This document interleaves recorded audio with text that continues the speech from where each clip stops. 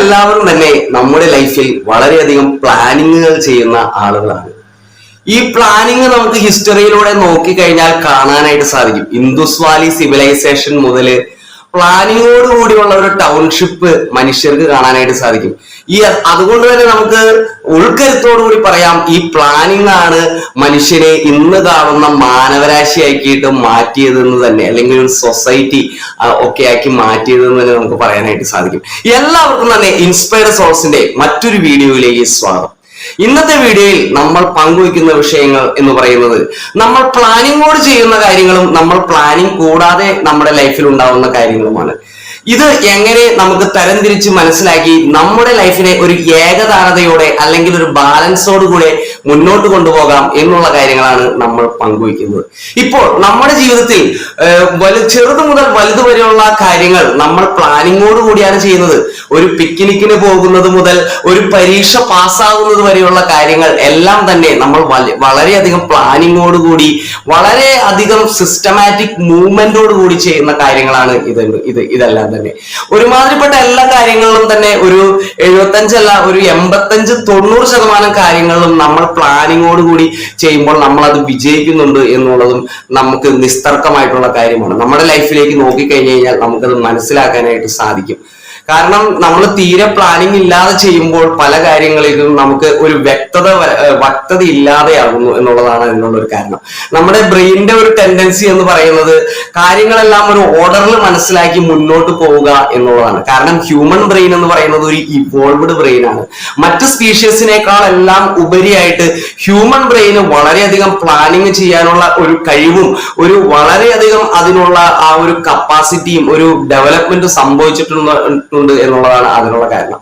അതുകൊണ്ട് തന്നെ നമ്മളെല്ലാം തന്നെ വളരെ പ്ലാനിങ്ങോട് കൂടി ചെയ്ത് വിജയിക്കാൻ സാധിക്കുന്ന സ്പീഷീസ് ആണ് എന്നുള്ളതാണ് വളരെ നിസ്തർക്കമായിട്ടുള്ള ഒരു കാര്യം എന്ന് പറയുന്നത്. എന്നാൽ നമ്മുടെ ജീവിതത്തിൽ ചില കാര്യങ്ങൾ നമ്മൾ പ്ലാനിങ് ഇല്ലാതെ സംഭവിക്കുന്നില്ലേ? ഇപ്പോൾ നമ്മൾ എടുത്തു കഴിഞ്ഞു കഴിഞ്ഞാൽ നമ്മുടെ ജനനം മുതൽ തുടങ്ങിയിട്ടുള്ള കാര്യങ്ങൾ. ഇപ്പോൾ എൻ്റെ പേര് ഷാൻ എന്നാണ്. ഈ പേര് ഞാനായിട്ട് എനിക്കിട്ട പേരല്ല, എൻ്റെ പാരൻസ് ആയിട്ട് എനിക്ക് തന്ന പേരാണ്. ഇത് ഞാനായിട്ട് കണ്ടുപിടിച്ച് പ്ലാൻ ചെയ്ത ഒരു കാര്യമല്ല, അല്ലെങ്കിൽ ഞാൻ ജനിച്ചത് ഞാനായിട്ട് പ്ലാൻ ചെയ്ത് ഭൂമിയിലേക്ക് വന്നതല്ല. പക്ഷെ ഇത് നാച്ചുറലി സംഭവിച്ചു എന്ന് തന്നെയാണ് നമുക്ക് പറയാനായിട്ട് സാധിക്കുക.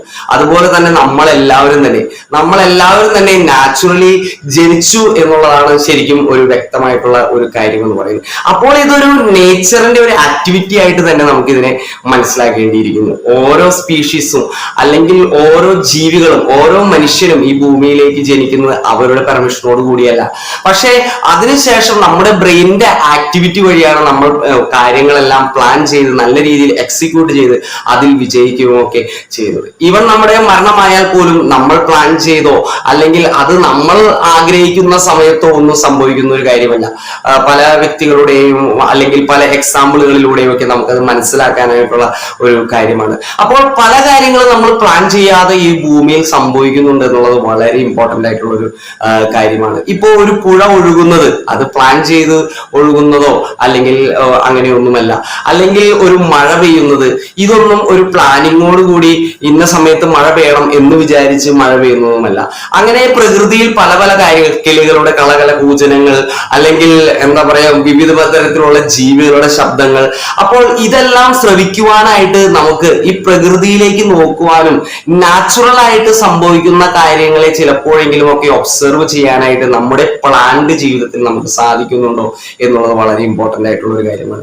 നമ്മുടെ ജീവിതത്തിലും ജോലിയിലും എല്ലാം നമ്മൾ പല കാര്യങ്ങളും പ്ലാൻ ചെയ്ത് വളരെ സക്സസ്ഫുൾ ആയിട്ട് മുന്നോട്ട് പോകാനായിട്ട് ശ്രമിച്ചുകൊണ്ടിരിക്കുമ്പോൾ നമുക്ക് നമ്മുടെ പീസ് ഓഫ് മൈൻഡ് എവിടെയെങ്കിലും ഒക്കെ നഷ്ടപ്പെടുന്നുണ്ടെങ്കിൽ ഈ പ്രകൃതിയിൽ സംഭവിച്ചുകൊണ്ടിരിക്കുന്ന പ്ലാൻഡ് അല്ലാത്ത കാര്യങ്ങൾ അല്ലെങ്കിൽ that it is the work of the creator എന്ന് മനസ്സിലാക്കി നമുക്ക് നമ്മുടെ ഫുൾ മനസ്സോടുകൂടി അതിനെ ആസ്വദിക്കാനായിട്ട് സാധിക്കുന്നുണ്ടെങ്കിൽ നമ്മൾ തീർച്ചയായും ഒരു പീസ് ഓഫ് മൈൻഡ് ഉള്ള ഒരു മനുഷ്യനാണ് എന്നതാണ് ഇവിടെ നമുക്ക് മനസ്സിലാക്കാനായിട്ടുള്ള ഒരു കാര്യം എന്ന് പറയുന്നത്. അതുകൊണ്ട് നമ്മൾ ഫുള്ളായിട്ട് നേച്ചറിലേക്ക് മടങ്ങണം, പ്രകൃതിയിലേക്ക് മടങ്ങണം എന്നുള്ള അതിന്റെ അർത്ഥം. നമ്മൾ പ്ലാനിങ്ങോട് കൂടി നമ്മുടെ ലൈഫിൽ മുന്നോട്ട് പോകണം എന്ന് തന്നെയാണ്. പക്ഷേ ഈ പ്ലാനിങ്ങോട് കൂടി ഈ ഒരു ബ്രെയിൻ ആക്ടിവിറ്റിയോട് കൂടി നമ്മൾ നമ്മുടെ ലൈഫിൽ മുന്നോട്ട് പോകുമ്പോൾ നമ്മുടെ നേച്ചറിനെ, പ്ലാൻഡ് അല്ലാത്ത പല കാര്യങ്ങൾ നടക്കുന്ന നമ്മുടെ ലൈഫിലെ പ്രതിഭാസങ്ങളെ ഒരിക്കലും മറക്കാതെ അതിനെ കൂടെ നമ്മുടെ ലൈഫിൽ ഉൾക്കൊണ്ടുകൊണ്ട് ഒരു ബാലൻസോടുകൂടെ മുന്നോട്ട് കൊണ്ടുപോകാനായിട്ട് ശ്രമിക്കാം. Thank you dear friends.